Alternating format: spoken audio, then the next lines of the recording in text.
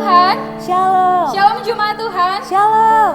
Saya percaya hari ini ada sukacita dan hadirat Tuhan di tengah-tengah kita, amin. Amin. Dimanapun kita berada, kita percaya bahwa Allah ada bersama dengan kita.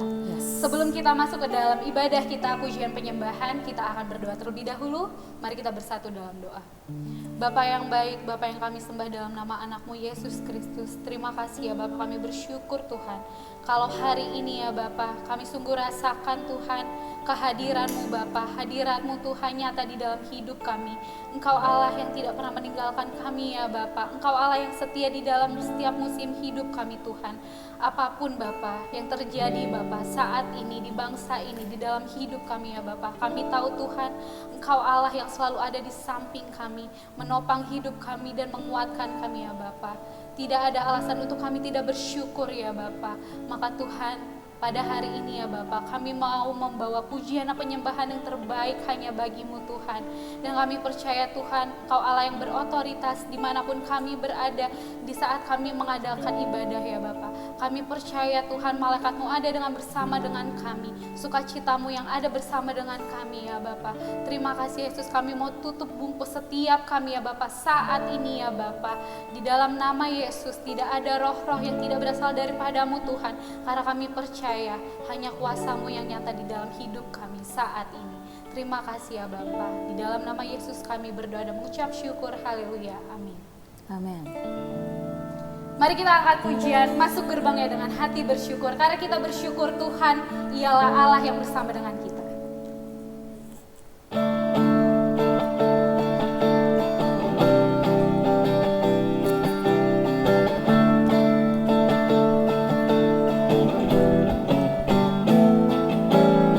Masuk hadirat-Nya dengan hati bersyukur. Masuk gerbang-Nya dengan pujian. Bermazmurlah bagi Dia, nyanyikan nyanyian baru. Bersukacita sekarang menyembah Dia.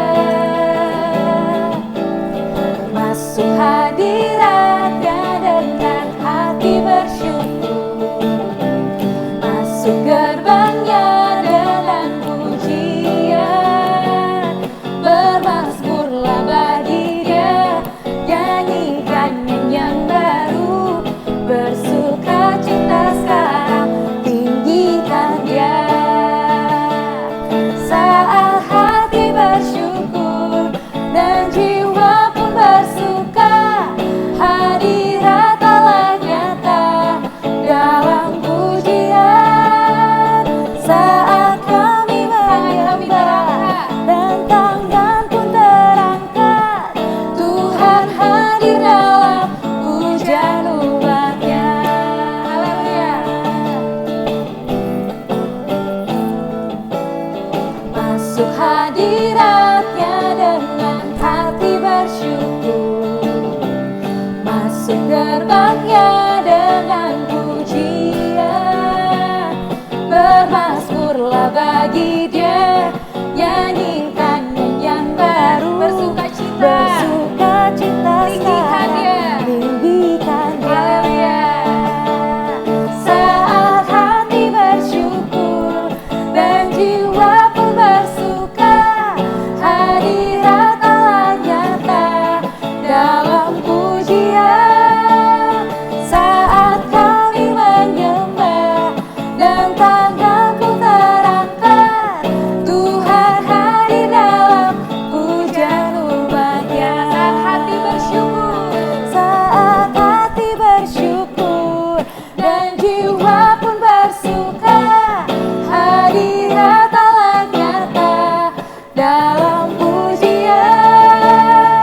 Saat kami menyembah dan tangan pun terangkat, Tuhan hadir dalam pujian umat-Nya. Saat hati bersyukur. Saat hati bersyukur dan jiwa pun bersuka, hadirat Allah nyata dalam pujian. Saat kami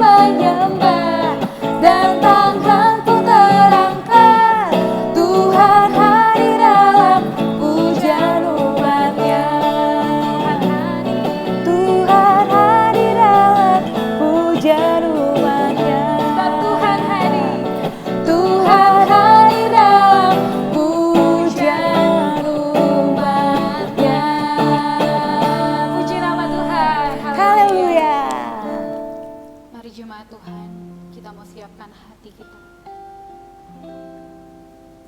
Kita kembali bersyukur bahwa hanya Tuhanlah kekuatan di dalam hidup kita. Bahwa hanya Tuhanlah penolong di dalam hidup kita. Hanya padamu Tuhan kami percaya. Hanya padamu Tuhan kami berseru. Hanya Engkaulah tempat perlindungan kami Bapa.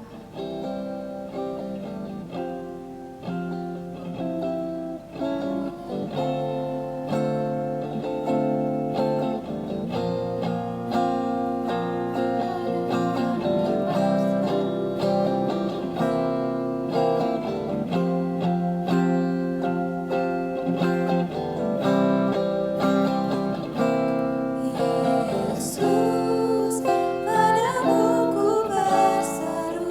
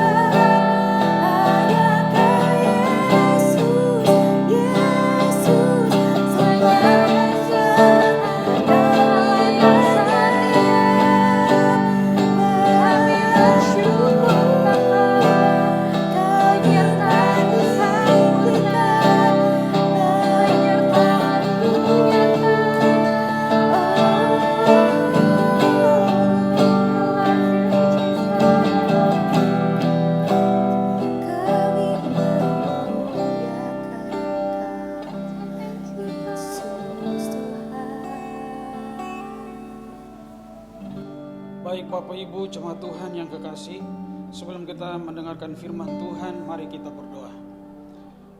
Bapa di sorga, Bapa yang kami sembah di dalam anak-Mu Yesus Kristus, Tuhan dan Juru Selamat kami, pada kesempatan pagi hari ini lagi kami datang kepada Tuhan, bersyukur karena kemurahan-Mu, kami terus ada untuk memuliakan Engkau Tuhan. Dan saat ini, waktu ini kami serahkan ke dalam tangan Tuhan. Kami akan mendengarkan kebenaran firman Tuhan. Oleh karena itu Engkau berkati kami, Roh Kudus yang membimbing kami semua, sehingga kami mampu untuk mengerti akan kebenaran-Mu Tuhan. Terima kasih Bapa, berfirmanlah Engkau Tuhan bagi kami, karena kami siap untuk mendengarnya. Di dalam nama Tuhan Yesus kami berdoa. Setiap kita yang percaya berkata, amin. Shalom, apa kabar semuanya? Saya percaya kita semua sehat-sehat dan diberkati oleh Tuhan. Amin. Baik, satu bagian kebenaran firman Tuhan untuk kita renungkan bersama-sama pagi hari ini terambil dari Matius pasal 8 ayat 1 sampai dengan ayat yang keempat. Demikian firman Tuhan. Setelah Yesus turun dari bukit, orang banyak berbondong-bondong mengikuti Dia. Maka datanglah seorang yang sakit kusta kepadanya, lalu sujud menyembah Dia dan berkata, Tuhan, jika Tuhan mau, Tuhan dapat mentahirkan aku. Lalu Yesus mengulurkan tangannya, menjamah orang itu dan berkata, aku mau, jadilah engkau tahir. Seketika itu juga tahirlah orang itu daripada kustanya. Lalu Yesus berkata kepadanya, ingatlah, jangan engkau memberitahukan hal ini kepada siapapun, tetapi pergilah, perlihatkanlah dirimu kepada imam, dan persembahkanlah persembahan yang diperintahkan Musa sebagai bukti bagi mereka. Bapak Ibu saudara-saudara sekalian yang diberkati Tuhan, tema kita hari ini, aku mau, jadilah engkau tahir. Bapak Ibu saudara-saudara sekalian, penyakit kusta atau lepra adalah penyakit yang paling mengerikan pada zaman itu karena tidak dapat diobati dan kemudian mudah tertular. Penyakit ini menimbulkan bercak kulit berwarna putih, terjadi pembengkakan di berbagai bagian tubuh, lalu kemudian timbul borok atau berupa bisul yang menggerogoti tubuh dari si penderita. Lalu kemudian tampilan wajah dari sang penderita penyakit kusta seperti topeng yang mengerikan. Ya, sehingga rambutnya dibiarkan terurai. Kemudian dia harus memakai pakaian yang cabik-cabik. Lalu kemudian dipisahkan, diasingkan dari orang lain. Lalu yang selanjutnya adalah dia harus menutupi wajahnya. Dan dia harus berteriak, najis, najis. Bapak Ibu saudara-saudara sekalian, di dalam Imamat 13 ayat 45 dan ayat yang ke-46 dikatakan begini, orang yang sakit kusta harus berpakaian yang cabik-cabik, rambutnya terurai, dan lagi ia harus menutupi mukanya sambil berseru-seru, najis, najis. Selama ia kena penyakit itu, ia tetap najis. Memang ia najis, ia harus tinggal terasing di luar perkemahan. Itulah tempat kediamannya. Jadi Bapak Ibu saudara-saudara sekalian, coba kita membayangkan begitu berat tekanan pergumulan yang dihadapi oleh seorang penyakit kusta. Bagaimana secara status sosialnya dia direndahkan dan lain-lain sebagainya. Oleh karena itu melalui firman Tuhan hari ini, di dalam beratnya tekanan kehidupan yang dialami oleh si kusta ini, dia datang kepada Yesus. Lalu kemudian dia menyembah dan berkata, Tuhan, jika Tuhan mau, Tuhan dapat mentahirkan aku. Jemaat Tuhan yang kekasih, pergumulan apa atau masalah apa yang sedang Bapak Ibu Saudara-saudara sekalian hadapi sekarang ini? Apakah sakit penyakit? Apakah di PHK? Apakah bisnis tidak lancar? Apakah belum memiliki keturunan? Apakah berbagai tagihan tersendat? Apakah mengalami krisis keuangan di tengah-tengah keluarga? Datang kepada Yesus, maka Yesus akan melakukan hal-hal yang besar di dalam kehidupan kita. Oleh karena itu, pertanyaan untuk kita renungkan bersama-sama pagi hari ini, bagaimana agar Tuhan Yesus mau melakukan perkara-perkara yang hebat di dalam hidup kita? Sekali saya ulangi, bagaimana agar Tuhan Yesus mau melakukan perkara-perkara yang hebat di dalam hidup kita? Yang pertama, datang dengan kerendahan hati dan penuh hormat kepada Tuhan. Katakan, datang dengan kerendahan hati dan penuh hormat kepada Tuhan. Bapak Ibu Saudara-saudara sekalian yang diberkati Tuhan, penderita sakit kusta ini tidak hanya datang, tetapi dia datang lalu kemudian dia sujud menyembah Tuhan Yesus. Sikap kerendahan hati dan penuh hormat inilah yang menggugah hati Tuhan. Tindakan dan perbuatannya, tindakan dan kata-katanya sungguh luar biasa. Dia datang kepada Yesus, kemudian dia sujud menyembah, lalu dia berkata, Tuhan, jika Tuhan mau. Kita perhatikan dari kata-katanya, dia sampaikan bahwa Tuhan, jika Tuhan mau. Dari kalimat ini coba kita renungkan bersama-sama. Pesan apa yang terkandung di dalam kalimat ini? Tuhan, jika Tuhan mau. Artinya apa Bapak Ibu Saudara-saudara sekalian? Si kusta ini tidak menuntut dan memaksa Tuhan Yesus untuk menyembuhkan dia. Di dalam kerendahan hati dan penuh hormat, dia berserah kepada Tuhan. Dia merindukan supaya dia disembuhkan. Dia merindukan supaya dia ditahirkan. Tetapi dia sekali lagi tidak memaksakan kehendaknya kepada Tuhan Yesus. Lalu kita perhatikan apa yang terjadi. Yesus mengulurkan tangannya dan menjamah dia. Tuhan Yesus tidak menolak dia. Walaupun dikatakan bahwa penyakit ini adalah penyakit yang mudah tertular. Tetapi ketika dia datang lalu kemudian sujud menyembah Yesus, dia merendahkan diri hormat kepada Tuhan. Tuhan menyambutnya. Tuhan menerima dia. Lalu kemudian Tuhan menyembuhkan dia. Sungguh luar biasa Bapak Ibu Saudara-saudara sekalian.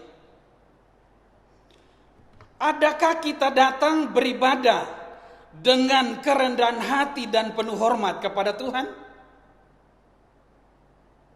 Pertanyaan yang harus kita jawab secara pribadi masing-masing di hadapan Tuhan. Kadangkala kita datang beribadah di dalam ruang ibadah, ketika ada orang yang telepon kita dan sebagainya, akhirnya kita meninggalkan ruang ibadah, kita menerima panggilan dari teman atau orang lain. Apakah itu kita menunjukkan kerendahan hati kita dan rasa hormat kita kepada Tuhan di dalam kita beribadah? Ini penting sekali buat kita. Apakah kita memberikan persembahan dengan kerendahan hati dan rasa hormat kita kepada Tuhan? Kita harus belajar dari perempuan janda miskin dan orang kaya yang memberikan persembahan kepada Tuhan. Lalu kemudian apa lagi? Apakah waktu kita berdoa dengan kerendahan hati dan penuh hormat kepada Tuhan? Kita belajar lagi dari orang Farisi dan pemungut cukai waktu datang di hadapan Tuhan. Kita belajar. Oleh karena itu Bapak Ibu Saudara-saudara sekalian yang diberkati Tuhan, Orang yang datang dengan kerendahan hati dan penuh hormat kepada Tuhan tidak memaksakan kehendaknya kepada Tuhan, tetapi berserah kepada kehendak Tuhan. Yang percaya katakan amin. Kalau kita membaca di dalam Yakobus 4 ayat 13 sampai seterusnya, menjadi pelajaran yang berharga untuk kita. Bahwa ada orang yang sombong, merasa diri hebat luar biasa, sehingga dia merencanakan sendiri segala sesuatu yang mau dikerjakannya. Tetapi dia tidak tahu bahwa apa yang akan terjadi hari esok. Bahkan dia juga tidak menyadari bahwa hidup ini seperti uap yang sebentar ada, lalu kemudian hilang lenyap. Seharusnya kita memegang prinsip di dalam ayat yang ke-15 di dalam Yakobus pasal 4. Dikatakan bahwa jika Tuhan menghendaki kami akan hidup dan berbuat ini dan itu. Artinya apa? Kita senantiasa merendahkan diri di hadapan Tuhan, hormat kepada Tuhan. Kita mengikuti apa yang menjadi kehendaknya Tuhan di dalam hidup kita. Jadi mari Bapak Ibu Saudara-saudara sekalian, kita datang dengan kerendahan hati dan penuh hormat kepada Tuhan. Amin. Yang kedua, bagaimana agar Tuhan Yesus mau melakukan perkara-perkara yang hebat dalam hidup kita? Yang kedua, datang dengan keyakinan bahwa Yesus dapat melakukan yang terbaik. Yang percaya katakan amin. Bapak Ibu Saudara-saudara sekalian yang diberkati Tuhan, sesuai dengan aturan, penderita sakit kusta ini tidak boleh mendekati orang-orang yang sehat. Tetapi kita perhatikan, waktu Tuhan Yesus selesai khotbah di atas bukit, kemudian dia turun, ada begitu banyak orang yang berbondong-bondong mengikuti dia, lalu kemudian termasuk orang yang menderita sakit kusta ini. Dia mendekati Yesus. Mengapa dia melakukan hal ini, Bapak Ibu Saudara-saudara sekalian? Berbeda dengan 10 orang kusta kalau kita baca di dalam Lukas pasal 17, di mana mereka berdiri agak jauh dan berteriak, "Yesus, Guru, kasihanilah kami." Tetapi satu orang yang mengalami sakit kusta ini, dia tidak berdiri jauh-jauh, tetapi dia datang. Dia sujud menyembah Yesus. Padahal secara aturan tidak boleh. Mengapa dia berani bertindak dengan melanggar aturan yang ada? Karena dia percaya, karena dia yakin bahwa Tuhan Yesus dapat melakukan yang terbaik kepadanya. Penderita penyakit kusta tahu bahwa saat dia melanggar aturan, maka dia akan dilempari batu dan kemudian diusir. Tetapi mengapa dia berani mengambil resiko ini? Karena dia percaya, karena dia yakin bahwa Tuhan Yesus dapat melakukan perkara besar di dalam hidupnya. Dia percaya bahwa Tuhan Yesus pasti menyembuhkan dia. Si kusta ini berkata, "Tuhan, jika Tuhan mau, Tuhan dapat mentahirkan aku." Perhatikan kalimat ini. Tuhan dapat mentahirkan aku. Begitu yakinnya dia kepada Tuhan. Sehingga dia berkata, Tuhan dapat menyembuhkan dia. Tuhan dapat mentahirkan dia. Lalu kemudian apa yang Tuhan Yesus lakukan? Kalau kita perhatikan, Tuhan Yesus mengulurkan tangannya, lalu kemudian menjamah dia dan menyembuhkan dia. Dan seketika itu juga dia sembuh dari kustanya.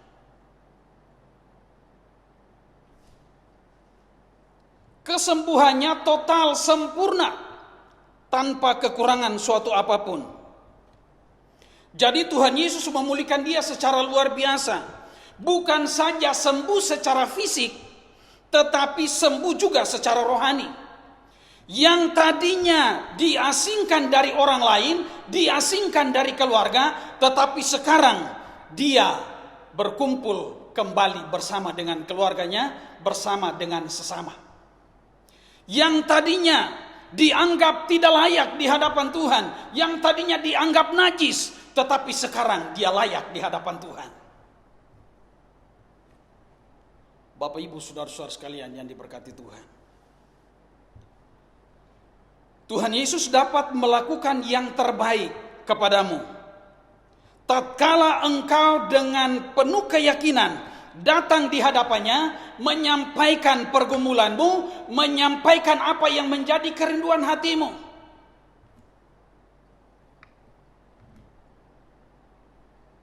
Katakan kepada Tuhan, seperti orang yang sakit kusta ini berkata kepada Tuhan,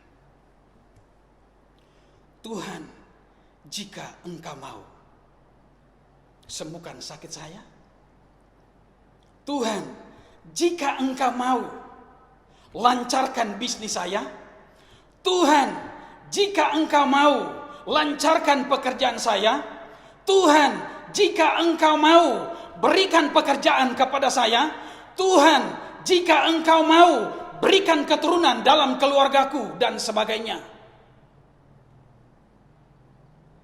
Seperti Tuhan menjawab si kusta itu, aku mau engkau tahir. Maka Tuhan yang sama bisa menjawab seperti itu kepada kita. Amin. Tuhan mau engkau sembuh. Tuhan mau pekerjaanmu lancar. Tuhan mau bisnismu lancar. Tuhan mau segala tagihan perusahaanmu lancar. Tuhan mau memberkati ekonomi keluargamu.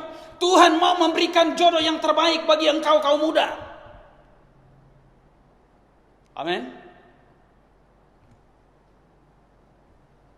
Ketika kita datang di hadapan Tuhan, yakin bahwa Tuhan pasti memberikan yang terbaik, maka Dia akan lakukan semuanya itu untuk kita. Dan kalau kita perhatikan dalam bagian firman Tuhan ini, setelah penderita sakit kusta ini disembuhkan, lalu Tuhan Yesus memberikan pesan. Pesan itu adalah, jangan memberitahukan hal ini kepada siapapun. Bayangkan dia sudah disembuhkan seketika, lalu kemudian secara total, sempurna Tuhan Yesus menyembuhkan dia dari sakit kustanya. Tetapi Tuhan Yesus melarang dia untuk memberitahukan, untuk menceritakan hal ini kepada orang lain. Tetapi kalau kita baca di dalam Markus pasal 1 ayat yang ke-45, dikatakan, tetapi orang itu pergi memberitakan peristiwa itu dan menyebarkannya kemana-mana, sehingga Yesus tidak dapat lagi terang-terangan masuk ke dalam kota dan seterusnya.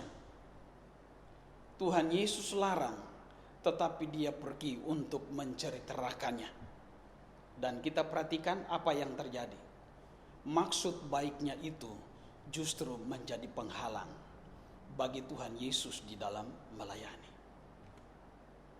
Mengapa Yesus melarang? Karena Yesus lebih mementingkan pengajaran dan pemberitaan firman Tuhan daripada sekedar menyembuhkan penyakit secara jasmani atau lahiriah. Kalau kita renungkan bersama-sama Bapak Ibu Saudara-saudara sekalian, Tuhan Yesus datang ke dalam dunia ini, yang utama dan yang terutama adalah bukan menyembuhkan penyakit secara lahiriah atau secara jasmani, tetapi Tuhan Yesus menyembuhkan penyakit secara rohani. Dia mengangkat setiap dosa dan kelemahan kita. Dia bayar harga di atas tiang kayu salib, menebus kita dan menyelamatkan kita, sehingga keselamatan kekal itu menjadi milik kita. Dan ini adalah tujuan utama.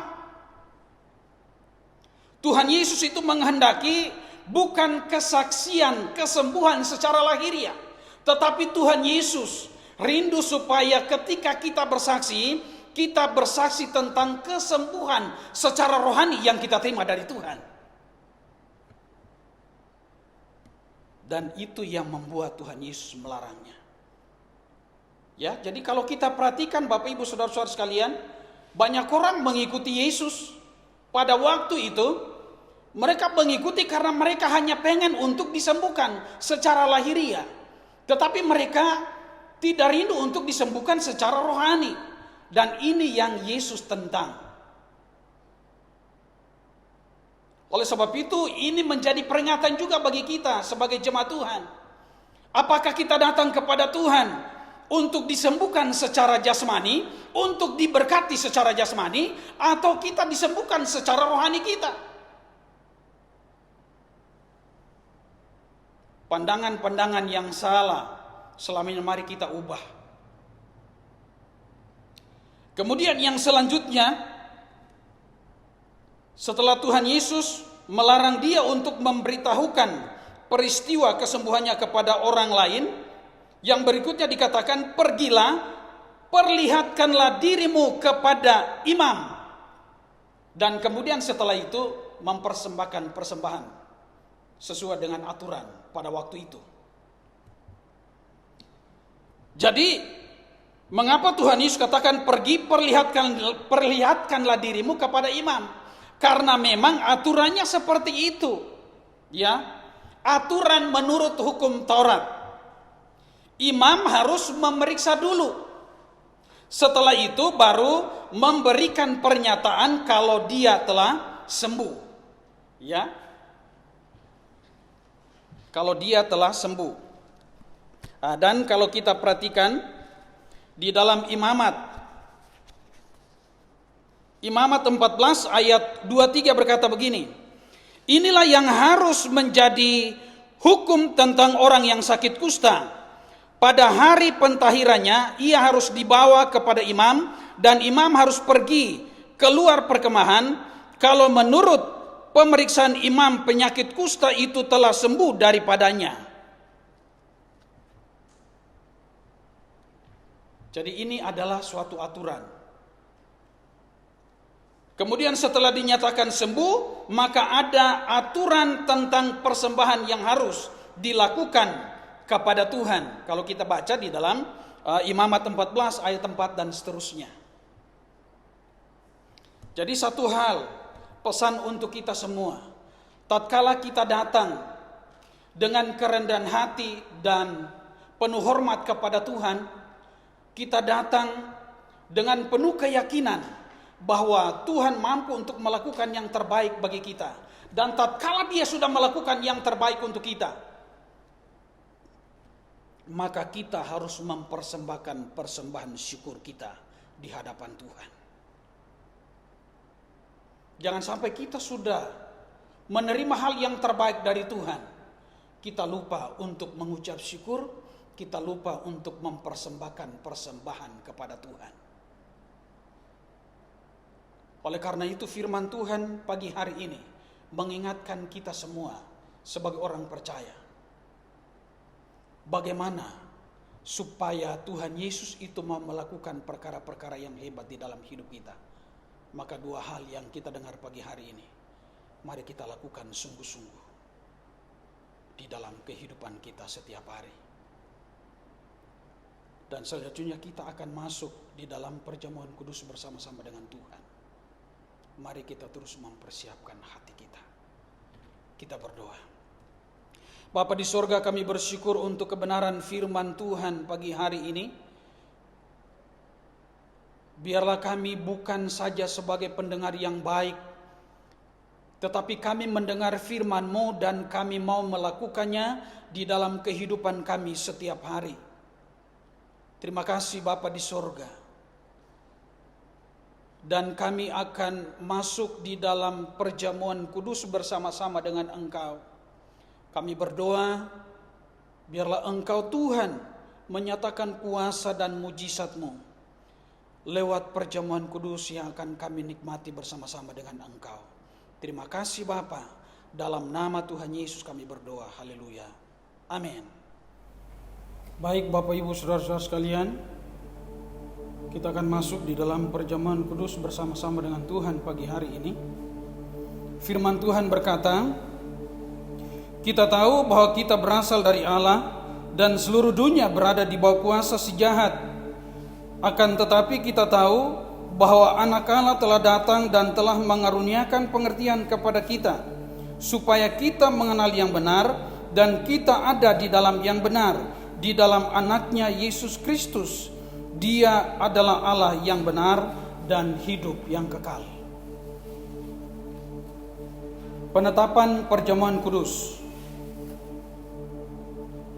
Sebab apa yang telah kuteruskan kepadamu telah aku terima dari Tuhan, yaitu bahwa Tuhan Yesus pada malam waktu ia diserahkan mengambil roti, dan sesudah itu ia mengucap syukur atasnya, ia memecah-mecahkannya dan berkata, inilah tubuhku yang diserahkan bagi kamu, perbuatlah ini menjadi peringatan akan aku. Demikian juga ia mengambil cawan sesudah makan lalu berkata, cawan ini adalah perjanjian baru yang dimeteraikan oleh darahku, perbuatlah ini setiap kali kamu meminumnya menjadi peringatan akan aku. Sebab setiap kali kamu makan roti ini dan minum cawan ini, kamu memberitakan kematian Tuhan sampai ia datang. Jadi barang siapa dengan cara yang tidak layak makan roti atau minum cawan Tuhan, ia berdosa terhadap tubuh dan darah Tuhan. Karena itu hendaklah tiap-tiap orang menguji dirinya sendiri, dan baru sesudah itu ia makan roti dan minum dari cawan itu. Perjamuan kudus disediakan bagi kita semua yang percaya kepada Tuhan Yesus. Roti ini melambangkan tubuh Tuhan Yesus. Yesus berkata, inilah tubuhku yang diserahkan bagi kamu, perbuatlah ini menjadi peringatan akan aku.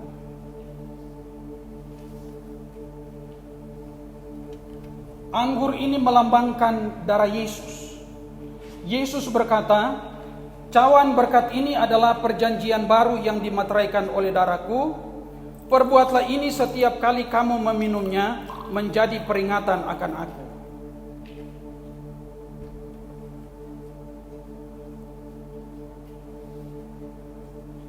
Saya persilakan seluruh jemaat Tuhan berdiri. Mari kita angkat roti di tangan kanan kita masing-masing. Kita berdoa secara pribadi. Lewat perjamuan kudus ini, Tuhan menyatakan kuasa dan mujizat-Nya di dalam kehidupan kita. Terima kasih Tuhan Yesus. Engkau Allah yang luar biasa, yang datang ke dalam dunia ini untuk menebus dan menyelamatkan kami, menyembuhkan kami dari segala sakit penyakit, melayakkan kami semua di hadapan-Mu Tuhan. Kami bersyukur kepadamu Bapa di sorga.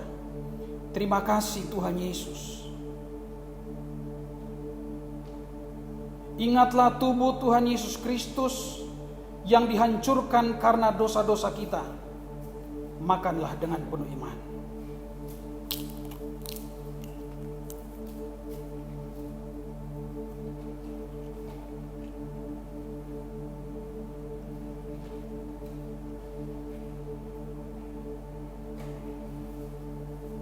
Mari kita angkat anggur di tangan kanan kita masing-masing. Kita berdoa sungguh-sungguh supaya kita mengalami Tuhan di dalam kehidupan pribadi, keluarga, di dalam pekerjaan, bisnis, setiap hal yang kita kerjakan. Bapa, dalam nama Yesus Tuhan, darah-Mu tercurah untuk menghapus segala dosa-dosa kami. Kami bersyukur memiliki Allah seperti Engkau Tuhan, Allah yang berkuasa, Allah yang mampu untuk terus mengadakan terobosan-terobosan di dalam kehidupan kami semua. Terima kasih Tuhan Yesus. Ingatlah darah Tuhan Yesus Kristus yang dicurahkan untuk menghapus segala dosa-dosa kita. Minumlah dengan penuh iman.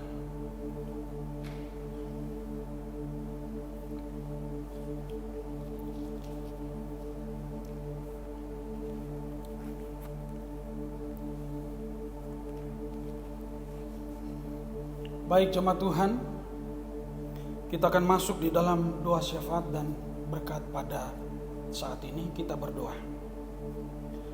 Allah Bapa di sorga, Allah yang mulia, yang kudus, yang kami muliakan, kami sembah di dalam nama Tuhan Yesus Kristus.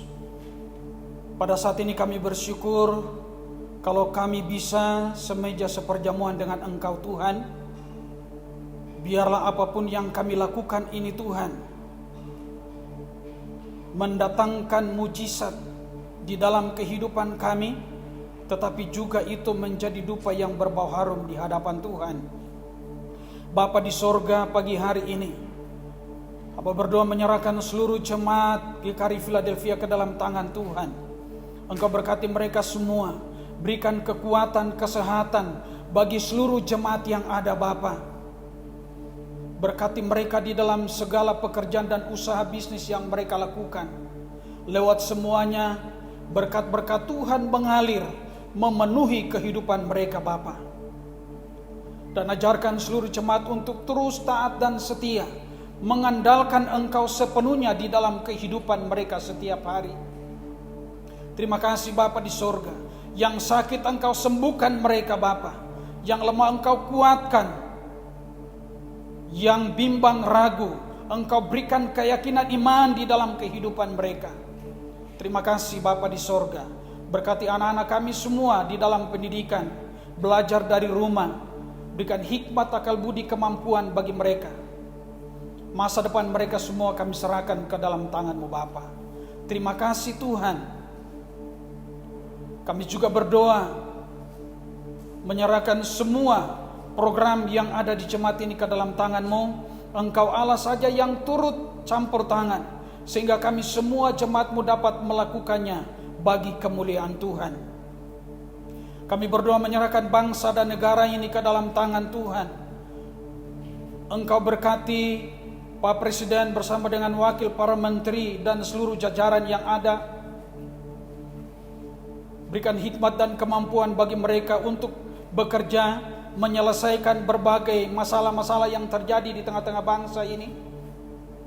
Dan biarlah semuanya itu mendatangkan kesejahteraan bagi seluruh rakyat Indonesia. Kami berdoa menyerahkan aparat keamanan TNI Polri, mampukan mereka Tuhan, supaya dapat menjaga keamanan di tengah-tengah bangsa ini dengan baik. Para medis, mereka semua yang bekerja di rumah-rumah sakit yang ada, berikan kekuatan, kesehatan bagi mereka semua, sehingga mereka mampu untuk bekerja melayani dengan baik Tuhan. Para pasien yang dirawat, Tuhan Engkau jamah lawat mereka semua, sembuhkan dan pulihkan mereka Bapa. Terima kasih Tuhan Yesus. Kami menyerahkan seluruh kehidupan kami ke dalam tangan pengasihan Tuhan. Terima kasih Bapa di sorga.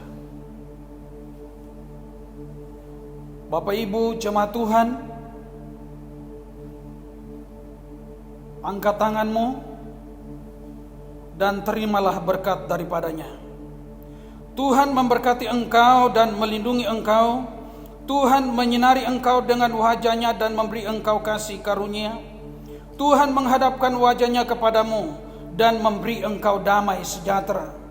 Anugerah yang kekal yang berasal dari Allah Bapa kita, keselamatan yang ada di dalam Kristus Yesus, persekutuan dengan Roh Kudus tetap tinggal menyertai jemaat Tuhan mulai hari ini, esok, sampai selama-lamanya. Di dalam nama Tuhan Yesus kami berdoa. Haleluya. Amin. Selamat hari Minggu untuk kita semua.